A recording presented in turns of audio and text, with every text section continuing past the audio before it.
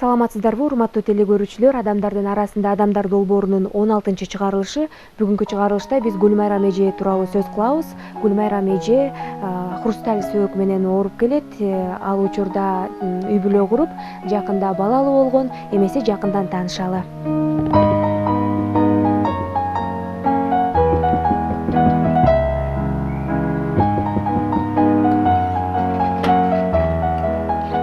Саламатсызбы, Гүлмайрам эже? Саламатчылык. Ден соолугуңуз кандай? Шүгүр, жакшы. Куш бооңуз бек болсун. Рахмат. Күтүп аттык силерди. Келдик. Гүлмайрам Алимбай кызы Баткен облусунда төрөлгөн. Ден соолугуна байланыштуу ата-энеси Борборго көчүп келүүгө туура келген. Анткени каарманым Тубаса айнек сөөк оорусу менен ооруйт. Ал жолдошу менен 2 жыл мурун баш кошуп, жакында кыздуу болушту. Гүлмайрамдын боюна бүтүп, баласын аман эсен төрөгөнү уникалдуу учур. Турмуш курганыма 3 жыл болуп калды. Ушу май айында 3 жыл болот. Меники деген Тубаса несовершенный остеогенез деп коет, айнек сөөк. Бул кичине бирдемке болсо эле сөөктөрүң сына берет да. Анан сынган сайын операция. Өзүңдө кальций жетишпей буттарың мынтип сынса, анан балаңа каяктан деп врачтардын эмеси эле ошо болду да. Сен өзүң эле эмес, баланы да ойлошуң керек деп аябай эле көп эмелер келди, сөздөр, божомолдор келип атты. Мен ойлонуп көрдүм да, мындай карасам ушул убакытка чейин ушул деңгээлге жетип чоңойдум, ошончо күндөрдү көрдүм, жашадым. Мынтип турмушка чыктым, үй бүлөлүк жашоону көрүп атам. Азыркы турган жагдайдан өстүм окшойт деп ойлодум да, Кудай таалам жөндөн жөн берген жок деп, анан кийин тобокелге салганыма туура келди да. Акыркы чечим баары эле өзүмдө болду. Жолдошум колдоп атты болушунча аракет кылып, анан кийин Өтүкчү болуп иштеген жолдошу да экинчи топтогу майып. Майыптыгына карабай үй бүлөсүн багуу үчүн каражанын кар чуруп эмгектенип келет дейт Жубайя.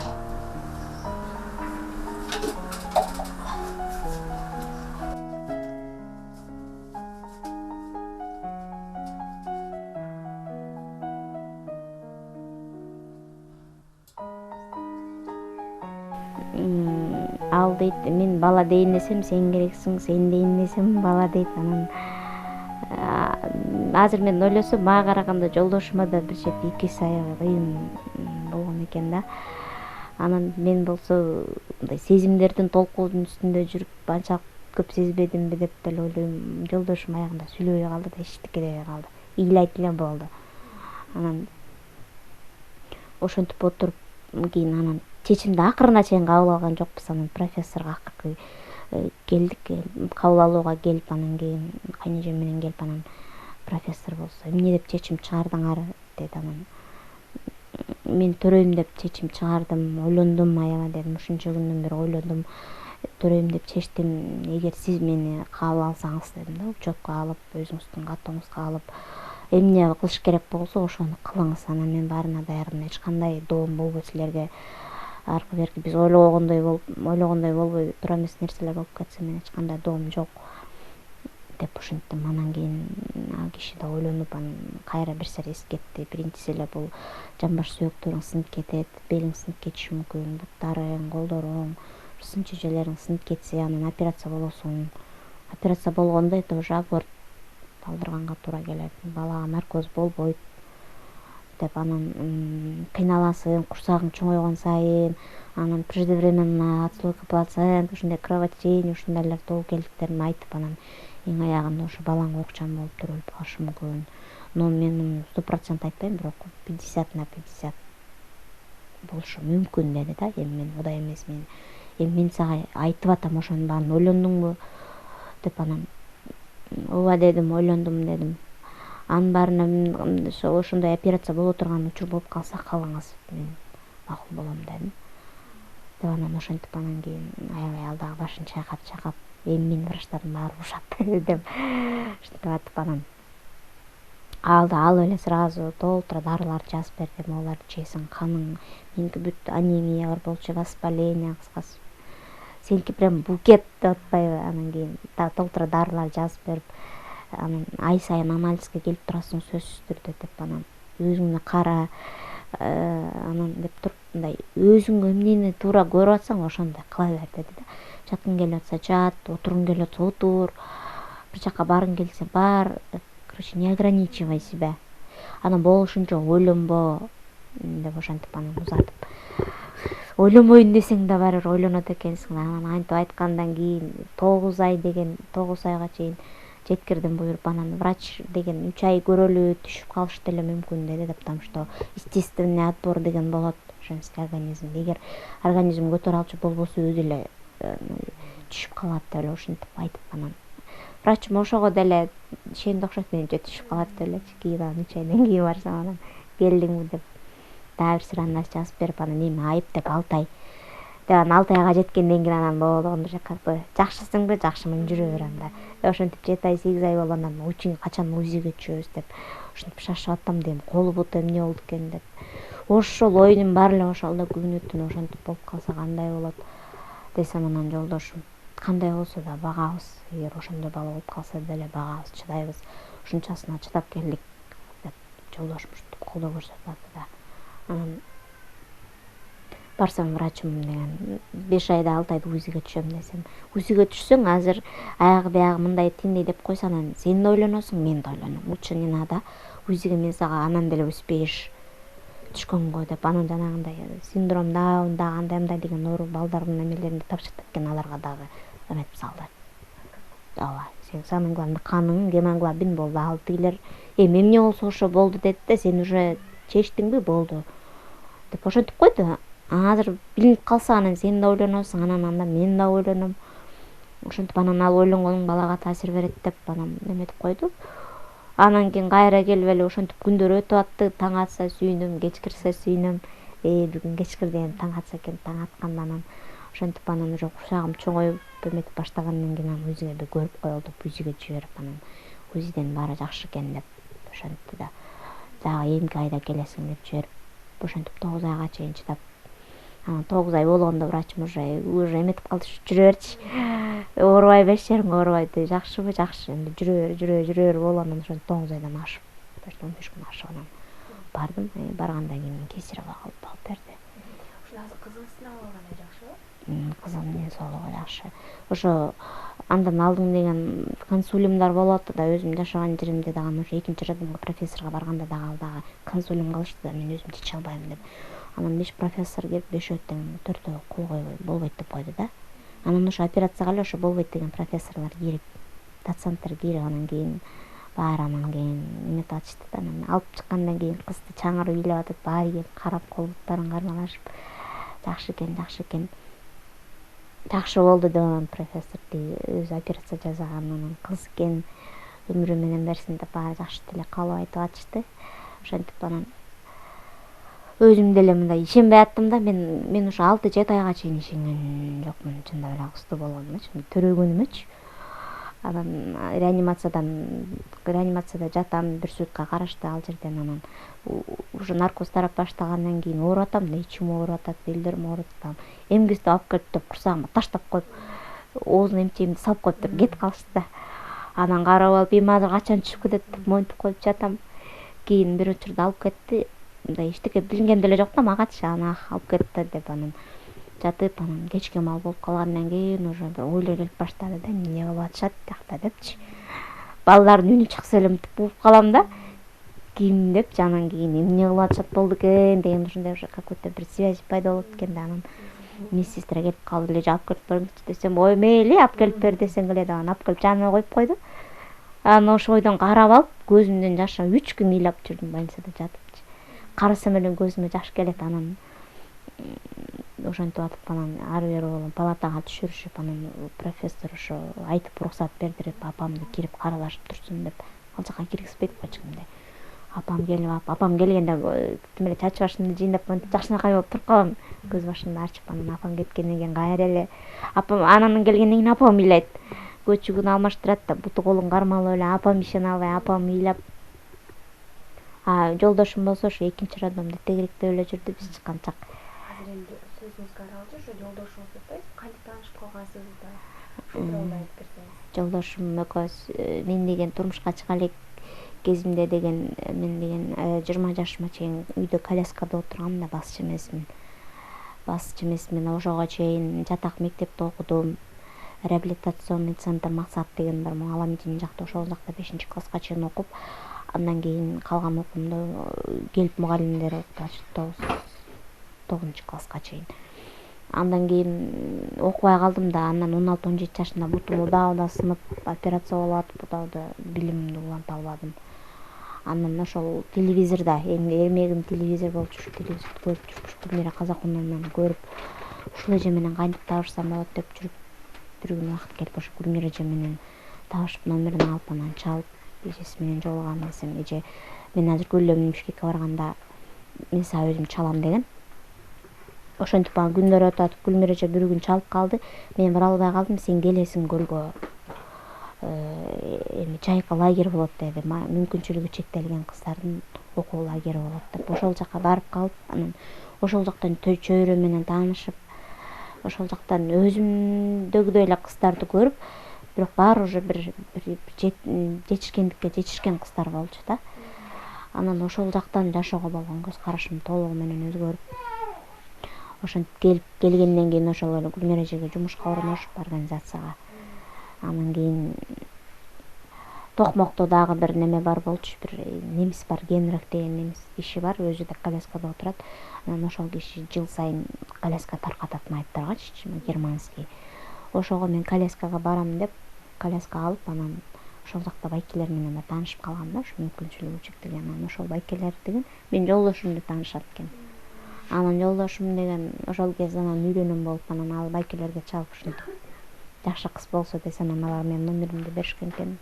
Ошентип анан жолдошум чалып, мага 3 күн чалып жүрдү. Мен жумушка киргенден кийин такыр колум бошобойт да. Ал жумуш, андан кийин Назик кыз коомдук бирикмесине кирип кеттим, УК эжеге, УК Мураталиевага. Ал жакта 2 жумушта 3 күн жакта, 2 күн биякта ушинтип такыр бошобой калдым да, иштеп жүрүп. Анан 3 күн чалып жүрдү. Алганга убактым жок да мен.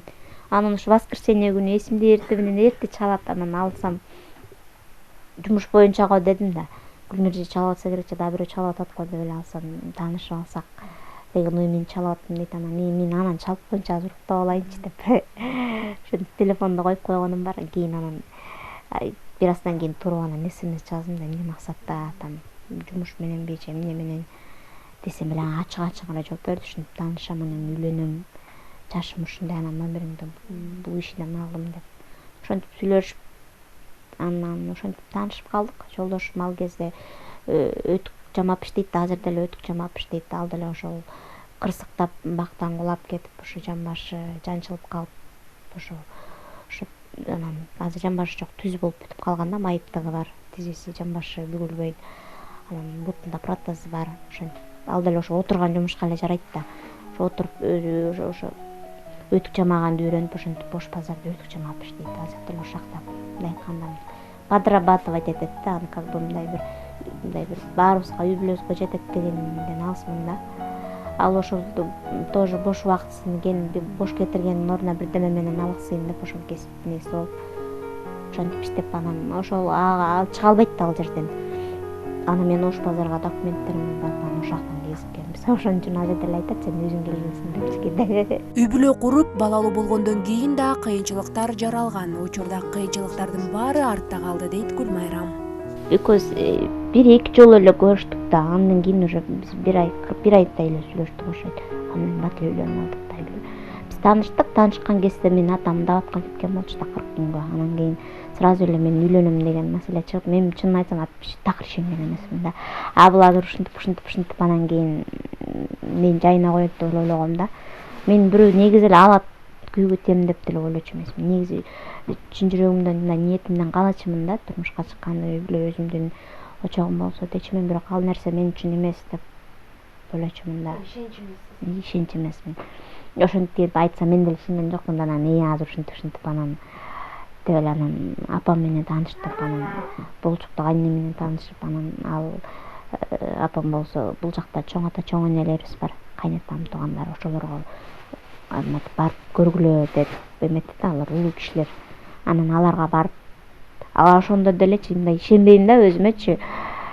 Жалжактап сурой берсе, жалжактап жооп берип коюп эле, мындай бойдок кезимде чачымды жандырып алып ушинтип эле азыр ойлосом күлкүм келет. Мындай ишенген эмесмин да. Анан ал кишилер дагы үйлөнгөн өзүңөр экөөң өзүң чечесиң ошентип деп, анан жолдошум анан дагы дабатка келип 3 күндөн кийин келип эле анан үйлөнөм деп таанышам деп ошентип ошол жака кетип анан чечим чыгарып келди окшойт да.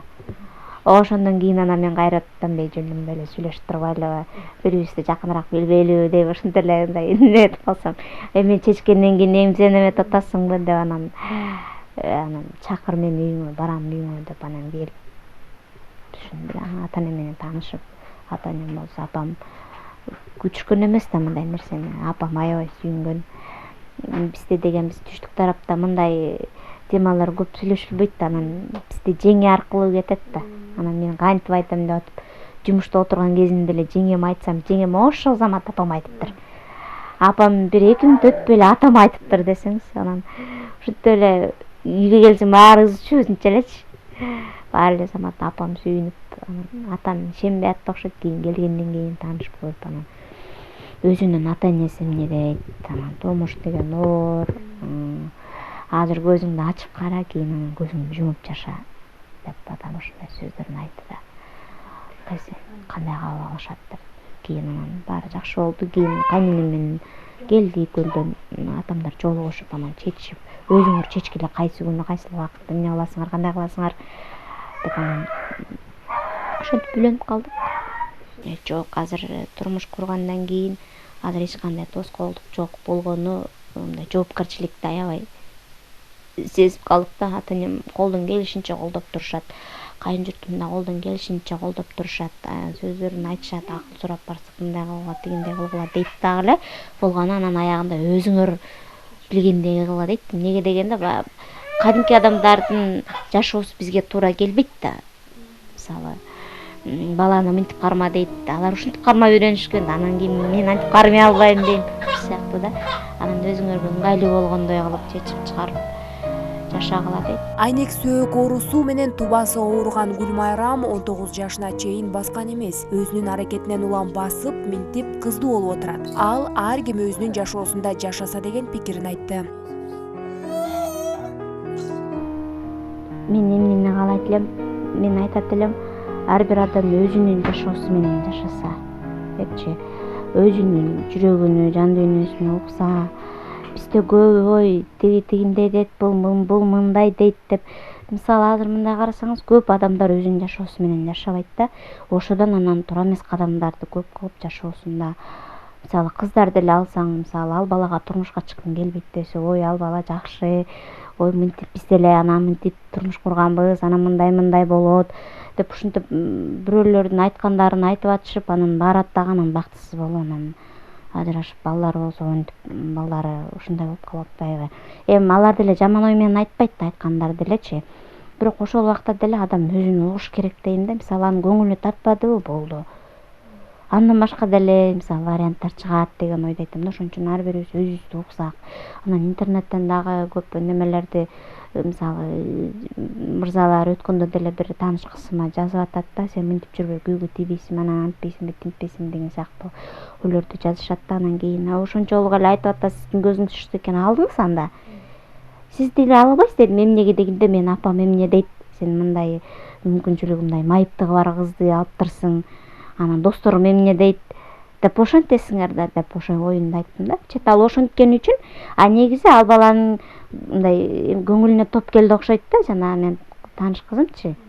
Аябай жакшы кыз экен деп мындай ою болду, бирок мүмкүнчүлүгү чектелген экенин билгенден кийин, апам эмне дейт, анан досторум эмне дейт. Вот ошондой ой менен анан ошондой болуп калат да. Ал менимче туура эмес. Ал мүмкүнчүлүгү чектелген, ал эчтемкени чечпейт, шарт түзүп берсе жашоо болот. Ошол сөз менен айтайын дегеним ошо, бизге шарт түзүлсө, өкмөттүк деңгээлде каралса деп айтамын да. Бул кызым төрөлгөндөн кийин мен мынчалык бир кыйынчылыктар болот деп да ойлогонумдай түшүмө да кирген эмес да.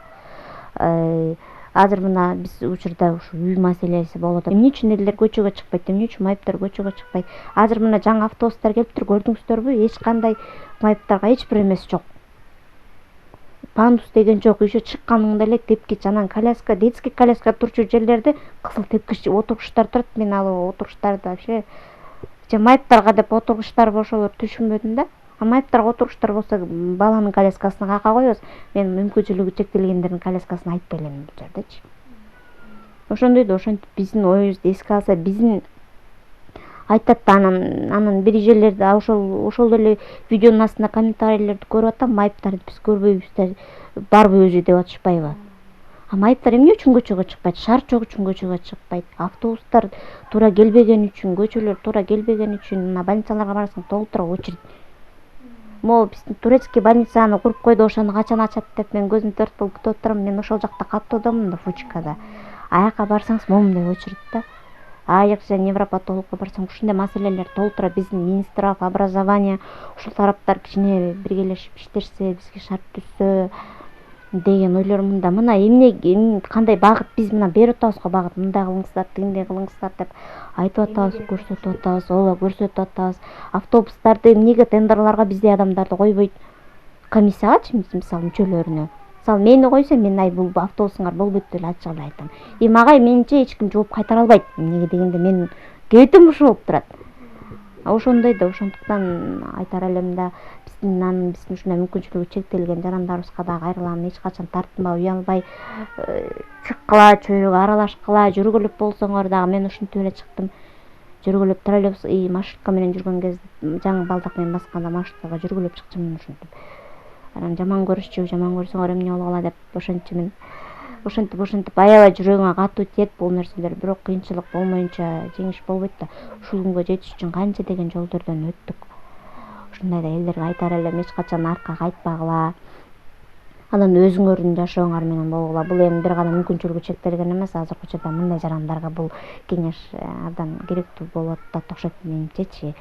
Эмнеге дегенде ар ким өзү тиги эмне дейт, бул эмне дейт дебей, өзүбүздүн жашообузду өзүбүз чечсек, өзүбүз жоопкерчиликти алсак, акырына чейин чыгып жетебиз деп ойлойм.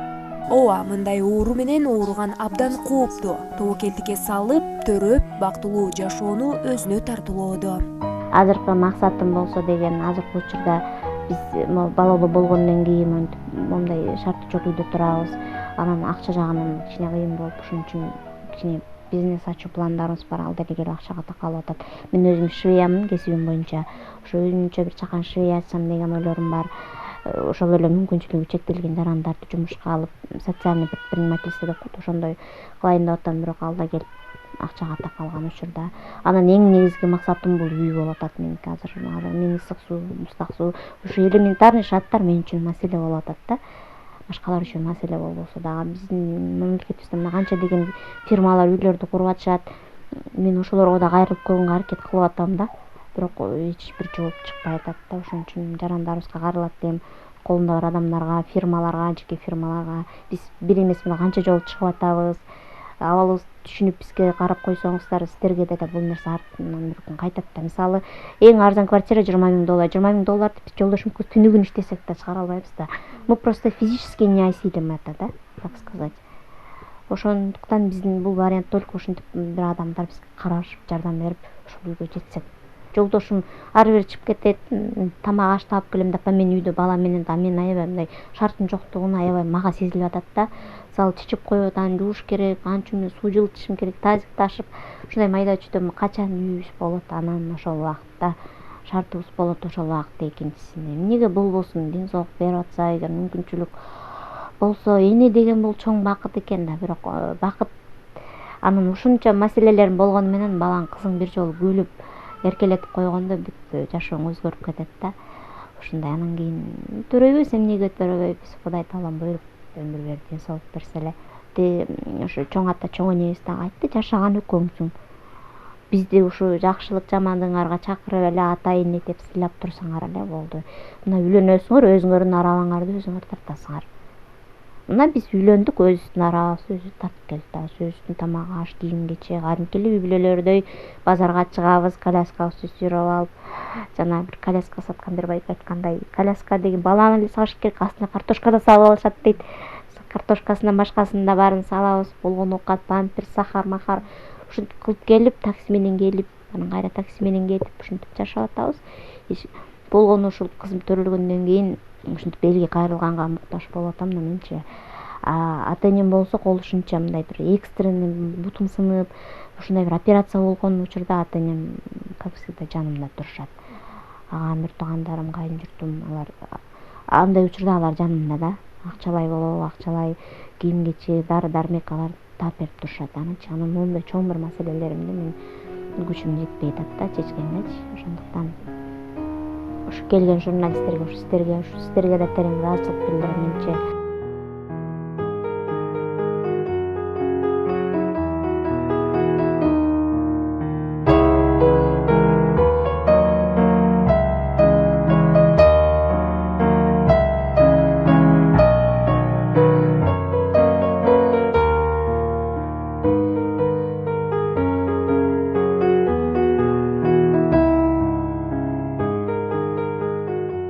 Ушуну менен Гүлмайрам эже менен болгон маегибиз соңуна чыкты. Кийинки эфирден амандашканча кайыр.